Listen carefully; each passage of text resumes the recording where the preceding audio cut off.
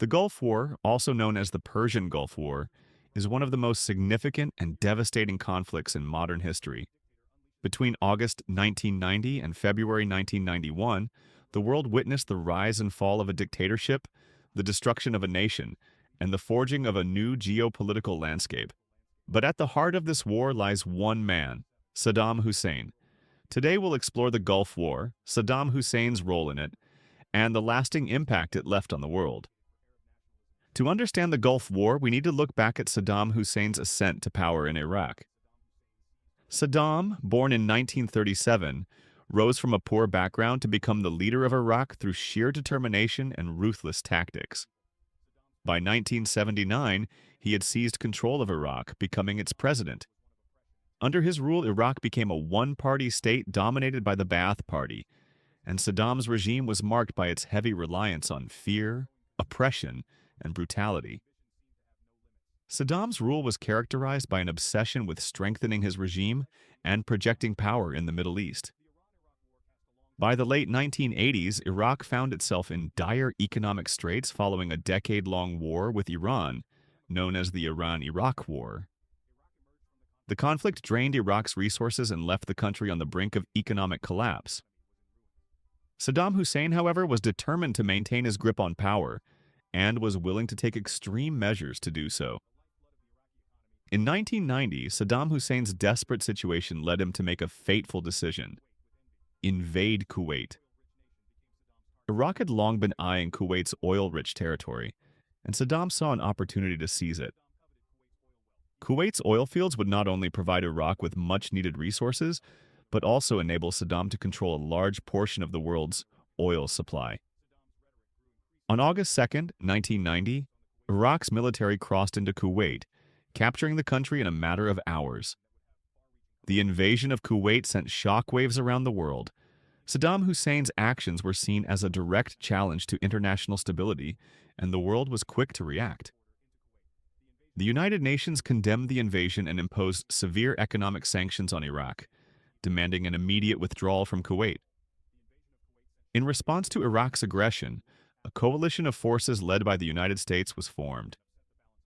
This coalition included countries from around the world, including the United Kingdom, France, Saudi Arabia, and several Arab nations. The aim was clear: expel Iraqi forces from Kuwait and restore the country's sovereignty. The military strategy was swift and overwhelming. The U.S.-led coalition launched Operation Desert Shield, a massive military buildup in Saudi Arabia, followed by Operation Desert Storm, the air campaign that began in January 1991. For weeks, coalition forces bombed Iraq's military infrastructure, including air defense systems, communications, and weapons factories. The airstrikes were precise, but the destruction was vast. After weeks of relentless bombing, coalition forces launched a ground offensive on February 24, 1991. In just 100 hours, the coalition forces pushed the Iraqi military out of Kuwait and inflicted heavy losses on Saddam Hussein's army. The Iraqi forces, poorly equipped and demoralized, were no match for the technologically advanced military of the coalition. Saddam Hussein, realizing that the war was lost, withdrew his forces and accepted a ceasefire. Despite the swift victory, the war left behind a trail of destruction. Thousands of civilians were killed, and Kuwait's infrastructure was devastated. But the true horrors of the conflict went beyond the battlefield. One of the most shocking aspects of the Gulf War was the environmental catastrophe that Saddam Hussein's forces unleashed. In the final stages of the conflict, Iraqi forces set fire to Kuwait's oil wells, creating one of the largest environmental disasters in history. The oil fires burned for months, sending thick plumes of black smoke into the sky and contaminating the air and water.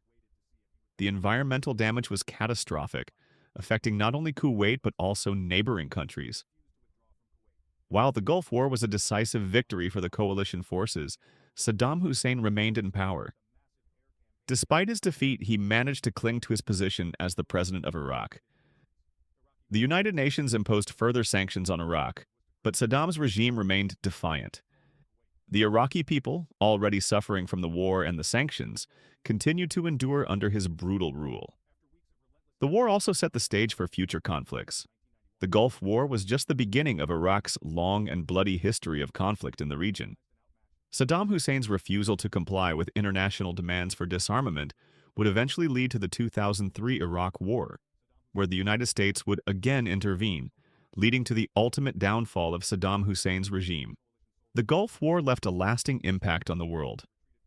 It demonstrated the power of international coalitions and the effectiveness of modern military technology. However, it also highlighted the brutal nature of Saddam Hussein's regime and the lengths to which he was willing to go to maintain his power.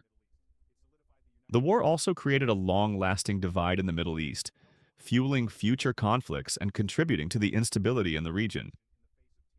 For Iraq, the war marked the beginning of a period of suffering that would last for decades. Saddam Hussein's rule continued to be marked by oppression, violence, and a disregard for human rights. And although the Gulf War ended with a victory for the coalition forces, it was only the beginning of the larger and more complex conflict that would shape the course of history in the years to come. The Gulf War was one of the bloodiest and most consequential conflicts of the late 20th century. It was a war fought for control of oil, a war fought with modern military technology, and a war that left deep scars on the region.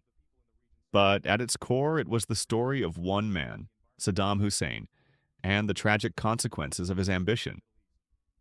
The lessons of the Gulf War still resonate today, reminding us of the destructive power of unchecked aggression and the lasting impact of war on both nations and individuals.